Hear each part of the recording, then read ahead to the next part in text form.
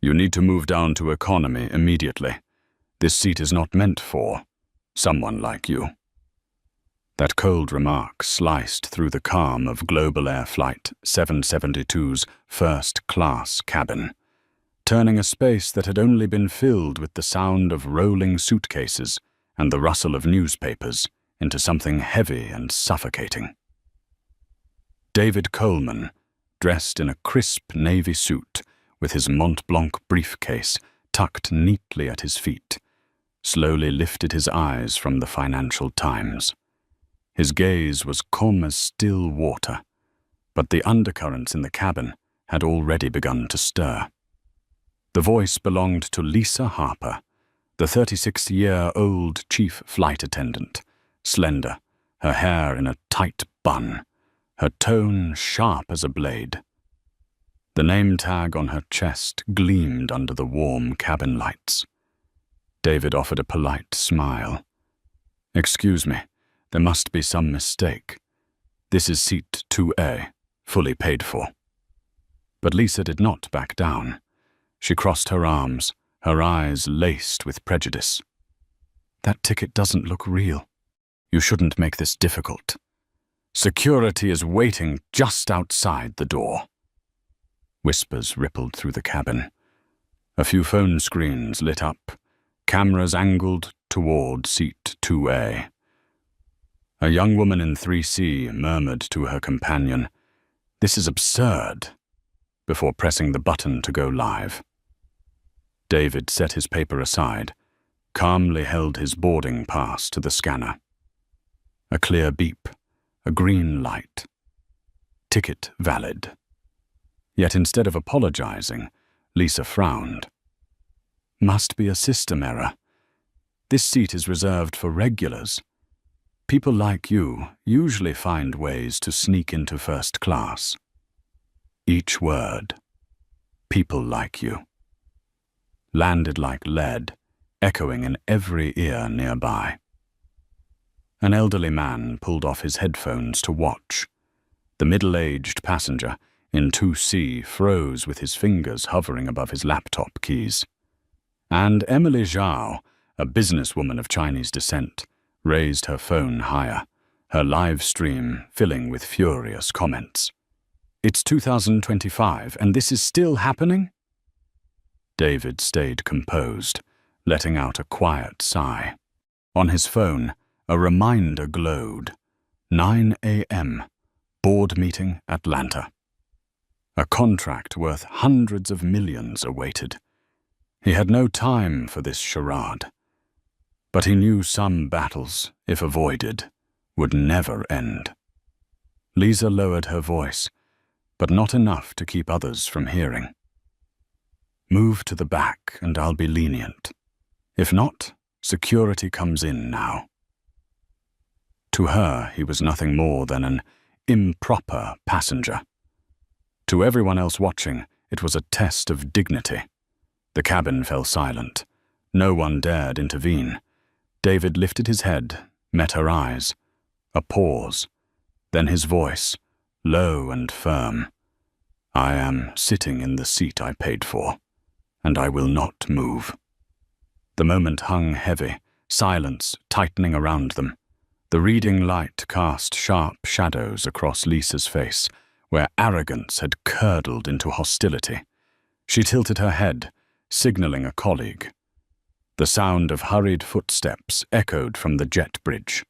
2 security officers entered, followed by Miguel Rodriguez, the 45-year-old flight supervisor with a weathered face and piercing eyes. He took David's ticket, examined it under the light, ran his fingers along the paper, checked every detail. Finally, a slow nod. "This ticket is fully valid." Murmurs surged. Emily Zhao leaned her camera closer. Comments flooded her screen. "Unbelievable. They're humiliating him in front of everyone." But Lisa refused to relent. Her jaw tightened, her voice cutting through the tension. "The system could be hacked. I've seen it 100 times. He doesn't belong in first class." David's eyes glinted, sharp as a blade.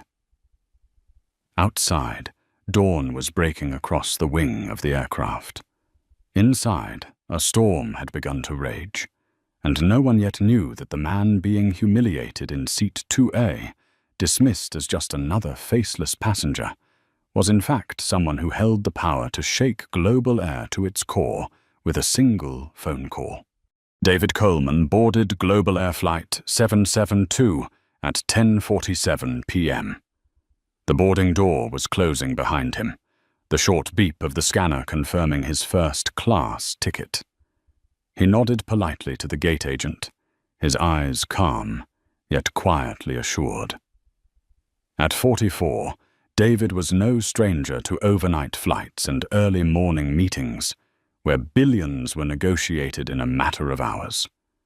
The tailored Armani suit, the polished leather shoes, and the Mont Blanc briefcase carrying confidential documents all spoke of a man in control. Yet beneath the polished exterior, he carried the cold patience of someone who had too often been met with suspicious eyes. The first-class cabin was nearly silent that night. Only 4 passengers, an older businessman focused on his laptop, an elderly couple murmuring over glasses of wine, and a young woman reading a novel. The steady hum of the air system filled the background. David settled into seat 2A, loosened his tie, and unfolded the Financial Times to a headline that caught his eye. Aviation industry enters restructuring phase. Maintenance contracts become key to survival. A faint smile touched his lips. The article might as well have been written for the board meeting he would lead the next morning in Atlanta. As David absorbed each line, Lisa Harper, the lead flight attendant, appeared. At first, she was just a swift silhouette, wiping down tray tables and checking seat belts.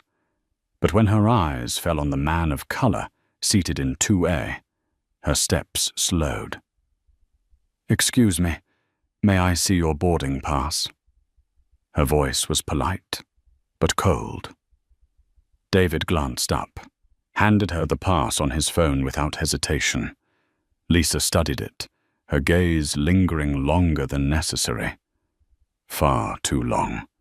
Her lips pressed together. "This ticket, something doesn't look right. The print quality, the barcode. Where did you get this?" David's tone remained even.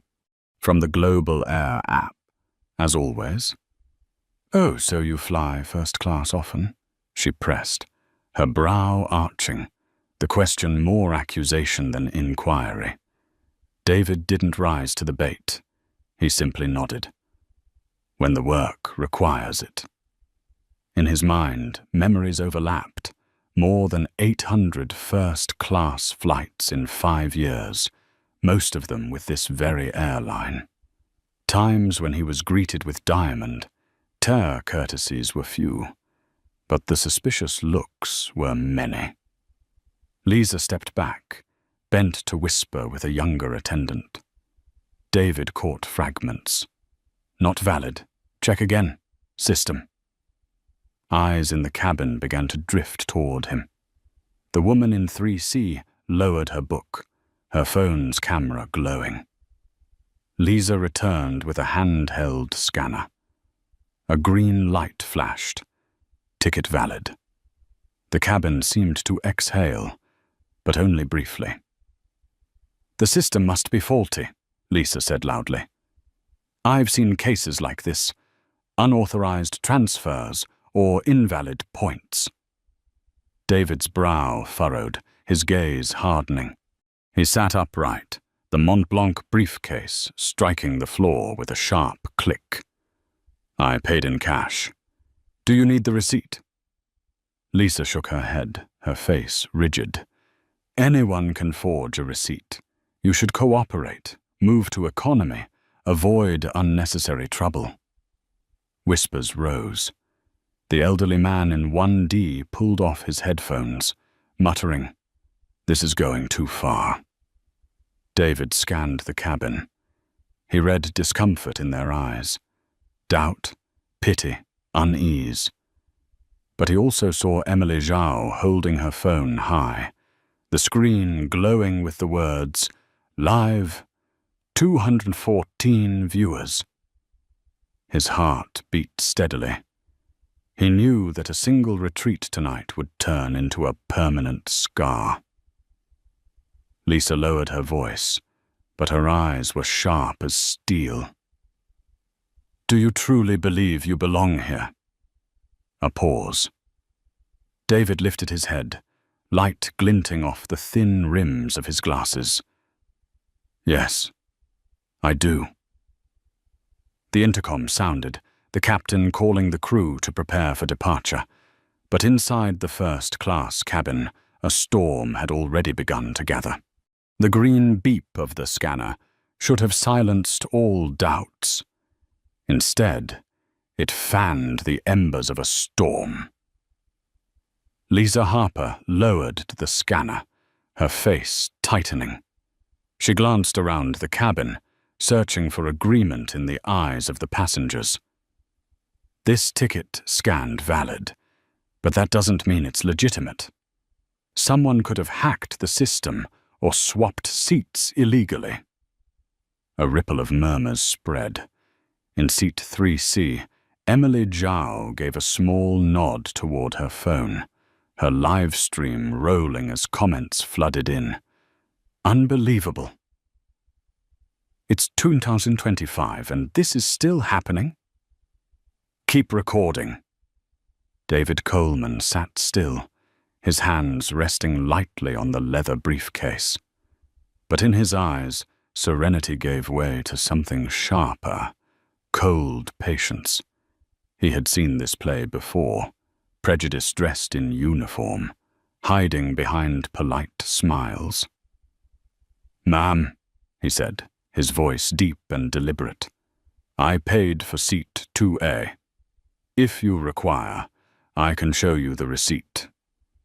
Lisa's laugh was sharp, devoid of warmth. "Anyone can forge paperwork. I've seen hundreds like you, trying to sneak into places they don't belong." First class fell into silence.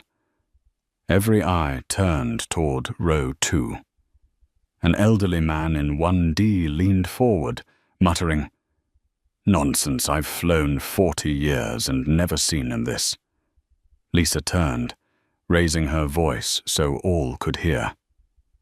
"We apologize for the inconvenience. This will be resolved immediately. Security will arrive in minutes." The words rang like a sentence passed.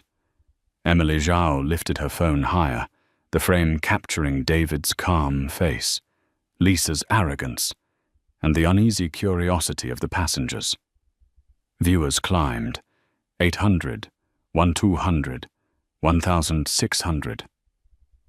David opened his briefcase, pulled out his phone, and dialed swiftly. "Patricia, I'll be 15 minutes late. Don't cancel the 9 a.m. board meeting. And send me the Delta maintenance contract. Clause 12.7. Thank you." He closed the phone, his tone light, almost casual. But Lisa had heard. Her eyes narrowed, her words cutting. "Pretending to be busy won't validate you.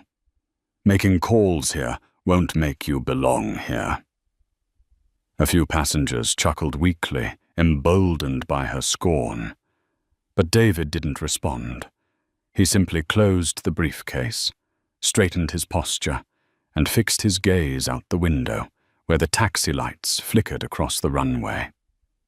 Then came the sound of hurried footsteps from the jet bridge. 2 security officers entered, followed by Miguel Rodriguez, the flight supervisor. Broad-shouldered, stern-faced, he took David's ticket, held it under the light, fingers brushing the paper with the practiced touch of experience. "Printed on official Delta stock, barcode and magnetic strip intact. This ticket is valid," Miguel confirmed, his voice weighted with certainty. A wave of murmurs washed through the cabin. Emily steadied her camera, the live stream exploding with comments. "See, it's real. This is blatant harassment." But Lisa refused to yield. Her cheeks flushed crimson as she snapped back. "The system could be hacked. He is not a first-class passenger, I guarantee it." The words sliced the air, thick with tension. Miguel frowned. The elderly man in 1D shot to his feet, pointing at Lisa. "Enough. The man's ticket is valid. What more do you want?" Lisa whipped around. "Are you accusing me of lying?" The old man's reply was clipped, each word nailed in place. "I'm saying you are making a grave mistake." Emily pinned a hashtag onto her stream. #Global Air Discrimination. The tag ignited, trending across Twitter and TikTok in real time. David sat still, watching the argument unfold, the familiar sting of suspicion and humiliation coursing through him. But this time, he knew the ending would be different. Because he wasn't just another passenger. He was the man who could bring global air to its knees with a single signature. The cockpit door swung open, the metallic hinge sounding soft, yet echoing like a gavel through the thick air of first class. Captain Howard Peterson, 58 years old, salt, and pepper hair neatly combed, eyes sharp with the weight of 30 years in the skies, strode out. He didn't need to raise his voice. His presence alone was enough to silence the cabin.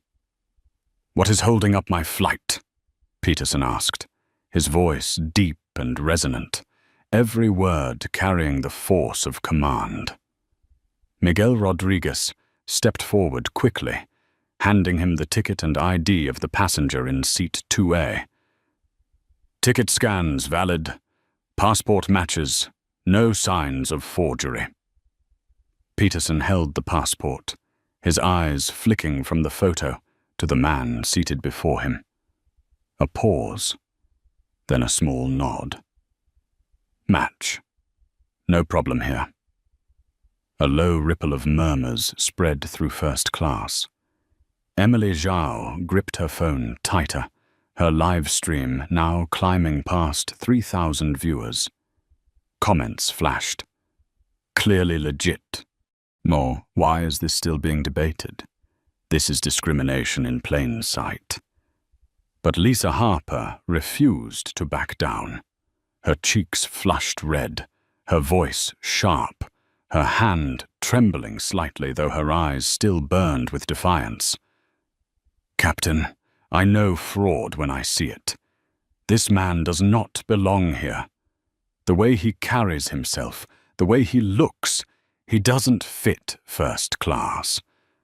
The words dropped like stones into silence. Eyes turned toward her, some horn-eyed with disbelief, others hard with anger. The elderly gentleman in 1D slapped the armrest. "What did you just say?" Peterson turned slowly, his voice like the edge of a blade. "On what grounds, Lisa? Intuition? Prejudice?" Lisa swallowed hard, her lips trembling but forced out. "Just the way he sits, the way he acts. It doesn't look right." A dangerous hush blanketed the cabin. Miguel frowned deeply. The two security officers shifted awkwardly. Emily Zhao swung her camera closer to Lisa, and her live stream erupted with comments. "Blatant discrimination. Fire her now." Peterson inhaled sharply, placed the passport back in David's hand, and bowed his head slightly. "Mr. Coleman, my apologies for the delay. Your ticket and ID are fully valid. You have every right to sit in seat 2A. David gave a small nod, his voice steady. "Thank you, Captain." But Lisa still would not yield. She nearly shouted, her words cracking. "I want to inspect his carry-on. If he has nothing to hide, he has nothing to fear." The murmurs swelled into outrage. A woman in 3C burst out, "You're abusing your power." Peterson snapped his head around, his eyes blazing. "That's enough. You've crossed the line, Lisa. On this aircraft, no one is searched without cause. Not today, not on my flight." Lisa opened her mouth to argue, but Peterson cut her off, each word hammered down. "Return to your station. Now." First class erupted into the atmosphere of a live courtroom. Emily Zhao announced her viewer count had crossed 5,000. The feed flooded with the hashtag #Global Air Discrimination. David remained seated, calm, his gaze steady. He hadn't raised his voice, hadn't moved in anger. It was his composure that stripped Lisa bare. As she retreated toward the galley, her face burning, Peterson signaled to the security officers, "You may leave. We don't need any more theater here." They hesitated briefly, then turned and exited. The cabin door shut behind them. For a moment, the silence was taut, and then the intercom crackled to life. "Cabin crew, prepare for takeoff. We are number 4 for departure." The plane vibrated softly as it began to taxi. But inside first class, every eye was still locked on David Coleman, the man who had just been humiliated in front of all, yet now sat unmoved, like a mountain that could not be shaken. No one knew that only hours later he would become the storm sweeping through the entire airline. The cabin lights shifted to a soft amber glow as the plane began to tremble gently. The landing gear rolled slowly along the runway, the engines rising from a low growl to a steady roar. But inside first class, no one was focused on the flight anymore. Every gaze, every phone camera was fixed on seat 2A, where David Coleman sat, composed as though nothing had just happened. Emily Zhao glanced at her phone. More than 7,100 people were watching live. Comments flooded the screen. "He's so calm." "The captain handled it right, but that flight attendant needs to be fired immediately." Global air discrimination is trending in 3 major cities. Lisa Harper sat in the galley, her hands trembling as she secretly typed on her phone. The usual mask of confidence and superiority had cracked. To her, every glance felt like a blade pointed her way. David remained silent. He placed his Mont Blanc briefcase on his lap, opened it slightly, and pulled out his tablet. His fingers moved quickly across the screen. "Patricia, the flight is delayed 15 minutes. Move the meeting to 9:30. Prepare the Global Air Maintenance Contract data, especially Clause 12.7 on discrimination. I need it within 1 hour." The message sent. He closed the device and leaned back, his eyes drifting calmly out the window, where the runway lights streaked past. Around him, many passengers watched with a mix of respect and curiosity. Who was this man, to hold such cold composure under fire? A whispered voice came from behind. "He doesn't look like someone sneaking into first class at all." The man in seat 2C nodded slowly.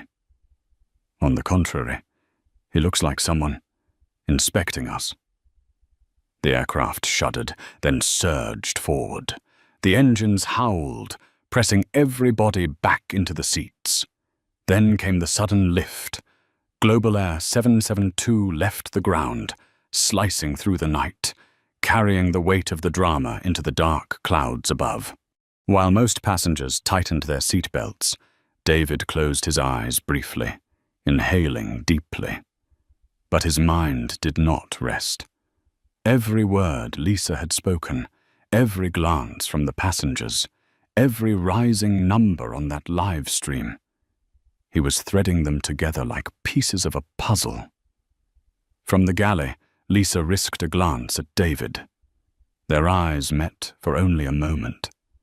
But in that instant, she felt no anger, no hatred from him, only the calm, piercing look of someone in control.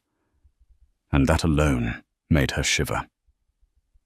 In row 3, Emily whispered to her companion, "Do you see? He's not yelling, not arguing. It's this silence that makes it more intense." The livestream counter surged to 8,900 viewers. Someone had shared it on TikTok, and the numbers multiplied by the minute. The hashtag #GlobalAirDiscrimination climbed to the top of the national trending list. David opened his case again, this time drawing out a sleek silver embossed business card. He stared at it for a few seconds, then slipped it into his inner pocket. A small gesture, but one that signaled to himself the moment to reveal was drawing near. The plane leveled off at 30,000 feet. The seatbelt sign clicked off. Tray tables unfolded. The clatter of food carts echoed faintly. Yet all those sounds blurred into background noise, because the true center of gravity still sat in 2A. David leaned back, closed his eyes, his lips pressed slightly together in thought. He already knew Lisa Harper's words, "People like you," would carry a price that Global Air could not afford to ignore. The only question left was how much they would pay. In the 37 minutes to Atlanta, David had chosen his course, silent as a mountain, then striking like thunder. And the moment he pressed the call button for the attendant, the real storm would begin. A soft ding echoed through the first-class cabin. A sound so ordinary, yet now it struck like the drumbeat announcing the turning point of a play. David Coleman had not pressed the call button for long, nor had he repeated it. Just once, decisive. His quiet patience made even that small chime feel ominous. Seconds later, Lisa Harper appeared. Her smile was forced, her eyes trying and failing to hide panic. "What can I do for you, sir?" David lifted his head, his gaze calm but deep.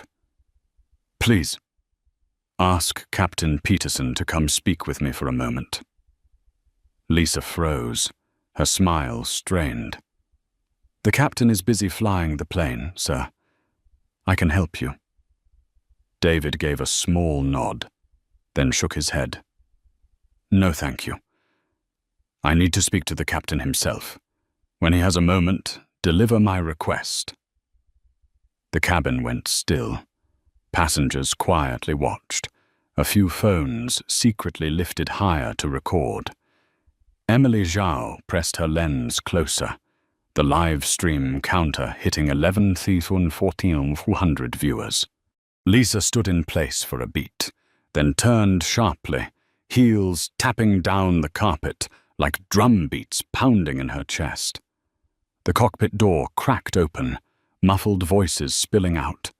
Peterson's low, steady baritone, Lisa's high, urgent protests. Then, after long, heavy minutes, Captain Peterson appeared. He walked slowly, each step steady, as if the airplane floor had become a courtroom, and he the presiding judge. "Mr. Coleman," Peterson stopped at seat 2A, his voice calm, every word crisp with authority. "You asked to see me?" David folded his tablet shut and looked up, his eyes catching the cabin light. "Thank you for coming, Captain. I want to apologize for the earlier disruption. You handled it with professionalism." Peterson gave a brief nod. "No need to apologize. I was only doing my duty." David reached into his inner jacket pocket and drew out a card. A silver, embossed business card, letters raised with sharp precision. He held it out with both hands, his voice low, but resonant enough to fill the cabin. "I think you should know exactly who I am." Peterson took the card. His eyes skimmed the words, and in an instant, his expression shifted from composed to shaken. Skybridge Aviation Holdings, David Coleman, Chief Executive Officer. The air froze solid. Time itself seemed to slow, each second heavy as stone. Peterson lifted his gaze, disbelief flickering across his face. You are the CEO of Skybridge?" David nodded. "That's right." A shockwave rippled through the cabin. Emily's voice nearly broke in the live stream. "Oh my God, he's the CEO!" Viewers surged past 12,600.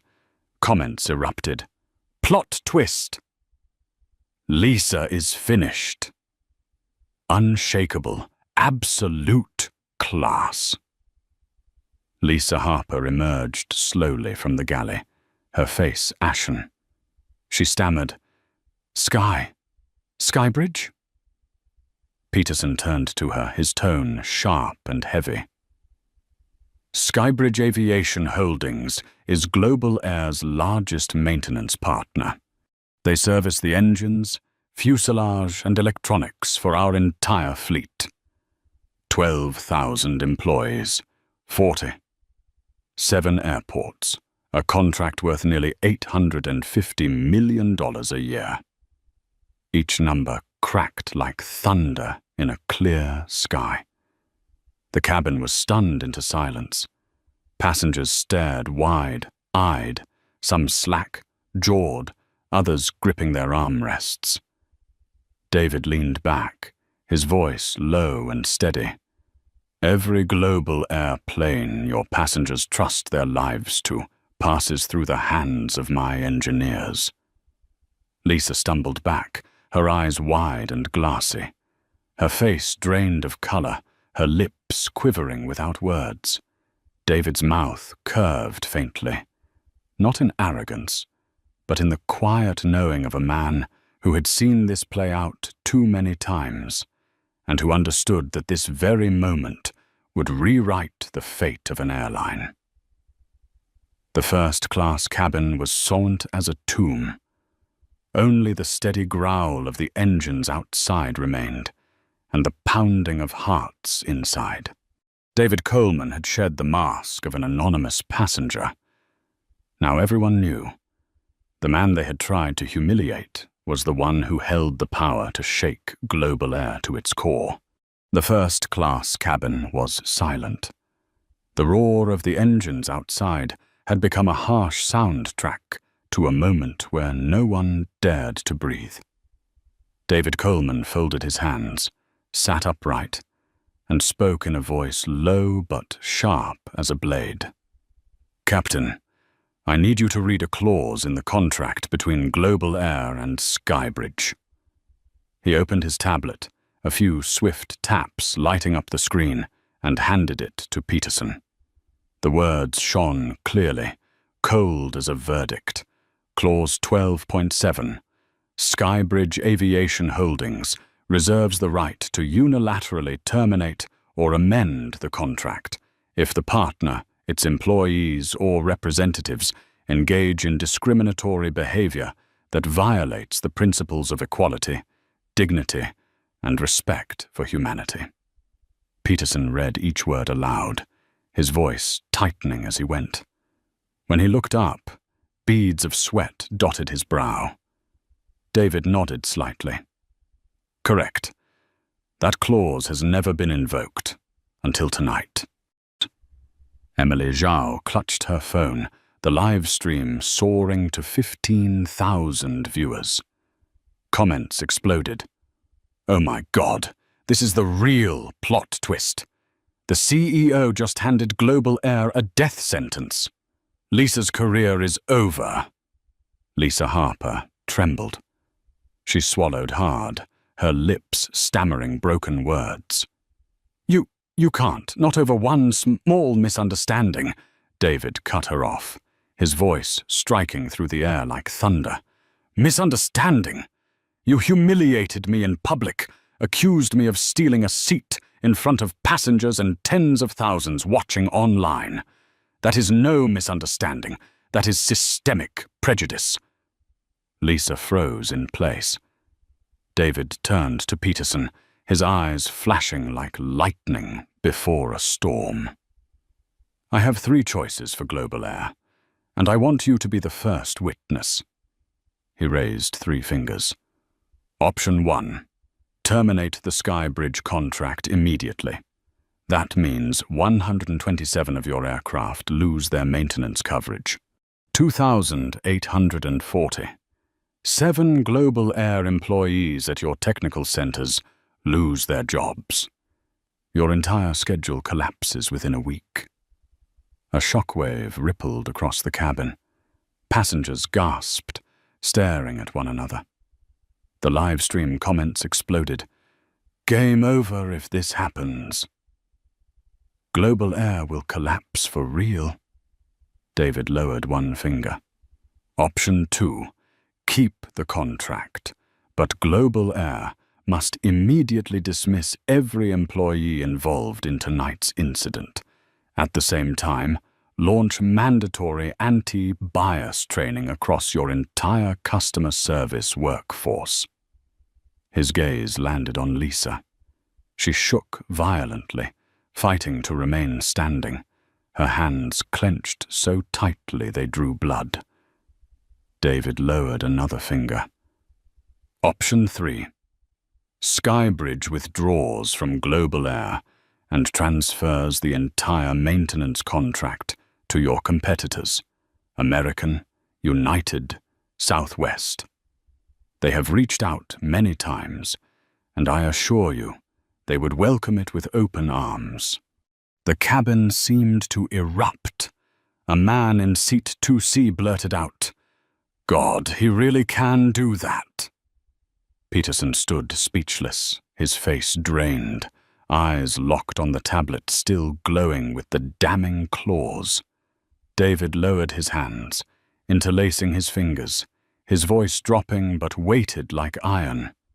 "I do not want destruction, but I will not tolerate prejudice.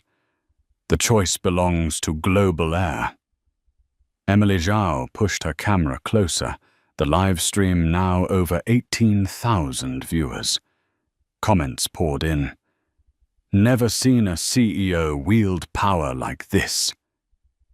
This is justice at 30,000 feet. Lisa is about to lose her job mid-flight." Lisa broke into tears, her voice cracking apart. I have a family. Please, I just misspoke." David met her gaze, his eyes steady and unflinching. "Did you think about my family when you humiliated me in front of everyone? Did you think about my dignity, or that of anyone who looks like me, when you said people like you?" The cabin sank into a deadly silence. Outside the window, the night sky stretched endless, mirroring the void of expectation now hanging over a giant airline. David leaned back slightly, his voice calm, deliberate, yet echoing through every soul present. Global Air has one night to decide: change or pay the price. The second hand on the clock ticked forward with heavy weight. The first. Class cabin of Global Air 772 was steeped in suffocating silence. No one cared about the meal service or the glowing entertainment screens anymore. Every eye was fixed on the man in seat 2A, the one who had placed the fate of an entire airline on the scales with just a few words. Outside the window, the night sky began to pale. The lights of Atlanta flickered in the distance, stretching out like a river of fire. The aircraft started its descent. The captain's voice came over the intercom, steady but strained. "Ladies and gentlemen, we are preparing to land at Hartsfield-Jackson International Airport. Please fasten your seatbelts." But everyone understood. This was no longer just another flight. This was the crack that would split open the heart of global air. Emily Zhao tilted her phone slightly. The viewer count hit 21,000, comments streaming in relentlessly. This isn't just an incident, it's a social verdict. And global air discrimination is #1 nationwide. Tomorrow the stock will tank. Lisa Harper sat frozen in the galley.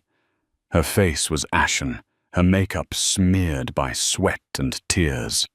Every time the plane shook, she gripped the seat as if it were the only lifeline keeping her afloat in a storm. David Coleman remained composed. He placed his tablet on the tray table, reopening the contract document. The glow of the screen lit his eyes, cool and steady. To him, this was no longer about personal insult. This was a chance to expose an entire system. The screech of the landing gear against the runway cut through the cabin like a blade. A jolt, then the plane slowed, tires screaming against the damp tarmac. Passengers exhaled, but none moved. They knew the story wasn't finished. 6:52 a.m. The aircraft rolled to a stop at Gate 17. When the cabin door opened, the chill of morning air rushed in. David Coleman rose first. He pulled his suitcase behind him, Mont Blanc case in hand. No hurry, no tension, each step measured as though he were walking into a boardroom already waiting. The jet bridge stretched ahead like a stage curtain opening to the next act. Emily ended her live stream, but the video had already spread across platforms. CNN, Fox Business, Bloomberg, all picked it up. The hashtag @GlobalAirDiscrimination leapt from #1 nationwide to the top 5 worldwide in just 30 minutes. Behind him, Lisa stepped out. The passengers avoided her gaze. No one greeted her. No one pitied her. They moved aside, as if her presence carried a stain. In the terminal, Captain Peterson hurried after David. "Mr. Coleman, I've reported the incident to operations. Global Air's leadership is holding an emergency meeting at 8 a.m. They want to see you."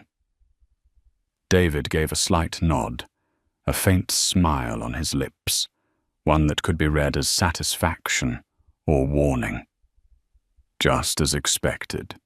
When money is on the line, they learn to act very quickly. 7:15 a.m. On the top floor of Global Air's headquarters in Atlanta, the boardroom lights blazed. Richard Hartman, COO 61, tall and lean, with neatly combed silver hair, slammed his hand on the table. "We are drowning in crisis. The stock has dropped 3% in just 2 hours. The media is swarming. We must act immediately." Beside him, the head of legal trembled as he turned the contract pages, his voice hoarse. "Clause 12.7 gives Skybridge full rights to terminate the contract immediately, with no compensation. If they do, the entire fleet loses maintenance support within a week." The room thickened with dread. Every eye turned toward you, the large screen replaying the video of the incident. Lisa's words, her scornful look, David's measured response, every moment laid bare irrefutable evidence. Richard gripped his case handle tightly, his voice sharp as steel. "Prepare the boardroom. He arrives at 8. And remember this. Today, Global Air is not facing a passenger. We are facing the man who can strangle this company with a single nod." Outside, the dawn was breaking. But inside Global Air's headquarters, a storm unlike any before was gathering strength. 8 a.m. The boardroom on the 25th floor of Global Air's headquarters glowed under harsh fluorescent lights. Glass walls looked out over the Atlanta skyline, but no one had the mind to admire the sunrise. Every member of the leadership team was present. Richard Hartman, COO, his face taut as a wire. Beside him, the heads of legal, human resources, and communications. Each held a stack of files, yet none had the courage to open them. The door opened. David Coleman stepped inside. His navy suit remained crisp even after the overnight flight, his Mont Blanc case carried neatly in hand. He did not rush, nor did he glance around. He walked straight to the empty chair at the head of the table. Each step echoed in the silence, quickening the hearts of those seated. "Mr. Coleman," Richard began, struggling to keep his composure. "First, allow me to apologize on behalf of Global Air for what occurred. That behavior does not reflect our values." David set his case on the table, opened it, and pulled out a tablet and a folder of documents. He lifted his gaze, his voice deep and sharp as steel. "An apology is words. I am here to hear action." The atmosphere in the room dropped even lower. The communications director cleared his throat.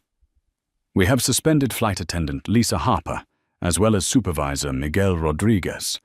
A press release is being drafted." David tilted his head slightly, his eyes cold. "That's it? A few names thrown away like sacrificial offerings?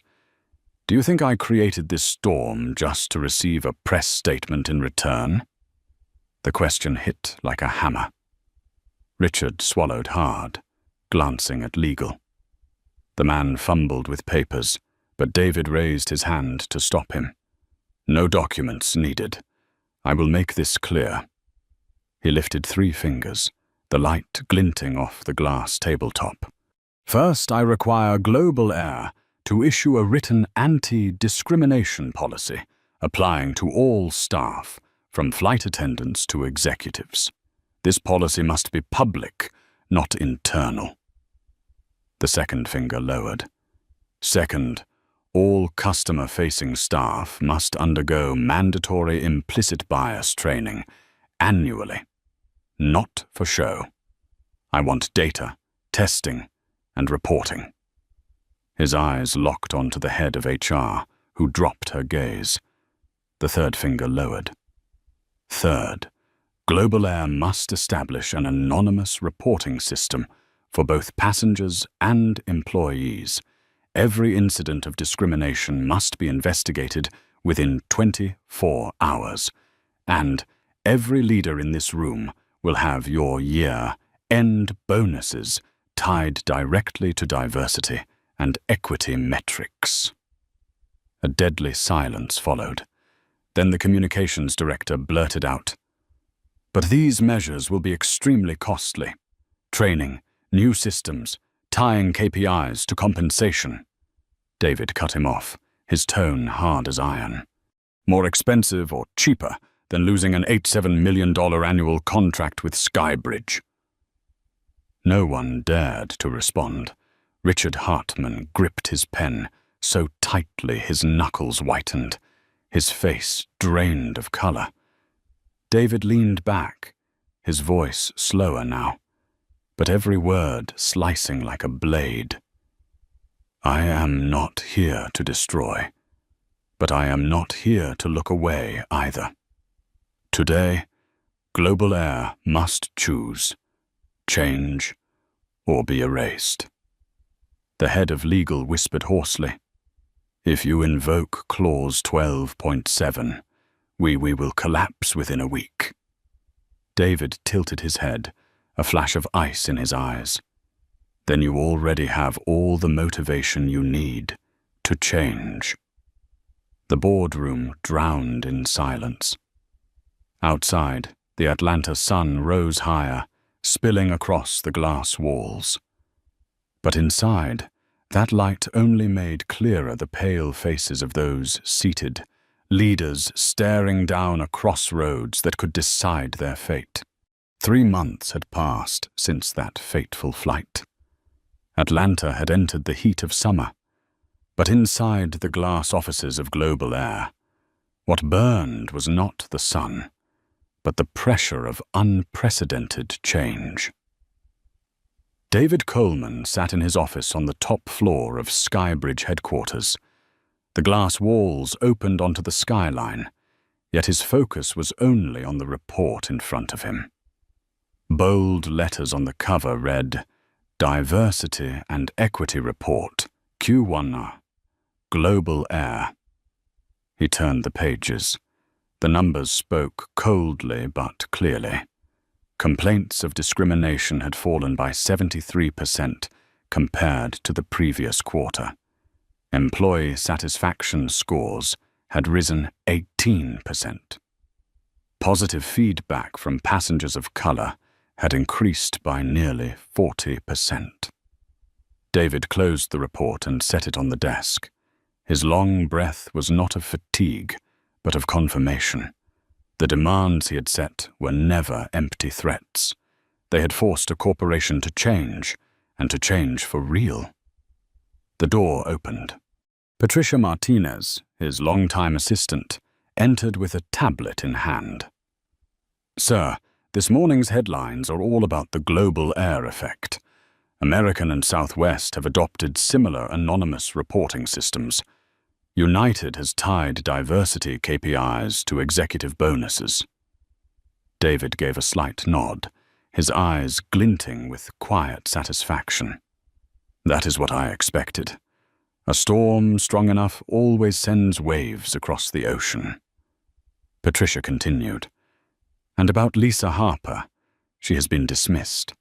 Her record has been sent to the Labor Review Board. There were rumors she might sue, but with video evidence reaching 2.1 million views, I think her lawyers have advised her to withdraw." David did not answer immediately.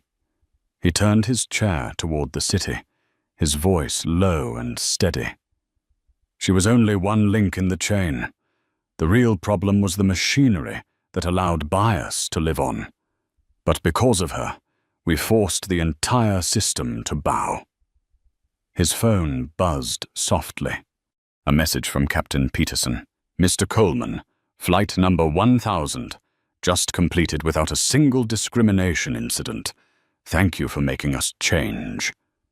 David smiled faintly, his eyes softening. Another message came seconds later from Emily Zhao. "Our non-profit fund has helped 500 passengers receive compensation, using your case as precedent. Your story continues to inspire." Patricia looked at him and said quietly, "The aviation industry is calling it the Coleman effect. They say you proved that economics can force morality." David chuckled gently, not with pride, but with reflection. "I don't want a title. I only want anyone who boards a plane, white or black, rich or poor, to be treated with equal respect. Dignity is not negotiable." He rose, lifting his familiar Mont Blanc briefcase, ready for his next meeting. Because he knew this battle was far from over. From the runways of Atlanta, the effect was spreading through the aviation industry and into society itself.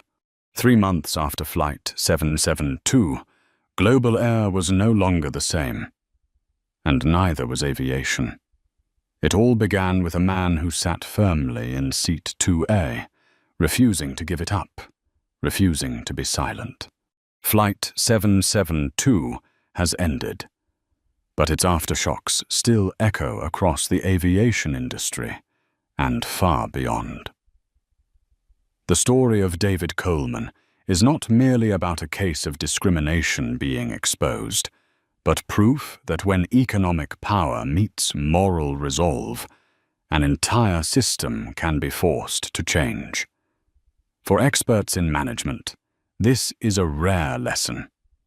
Prejudice does not only create injustice, it also causes immense financial loss. When dignity is trampled, corporate reputation collapses, stock value plummets, and only true reform can bring redemption. But beyond all the numbers, this is a reminder for every individual. Dignity is not negotiable. If you believe that respect and fairness must be the foundation in every field, hit like and subscribe so you will not miss the next stories. And before you leave, write a comment with just 2 words. Keep dignity, so we can remember together that only when dignity is protected can society truly rise.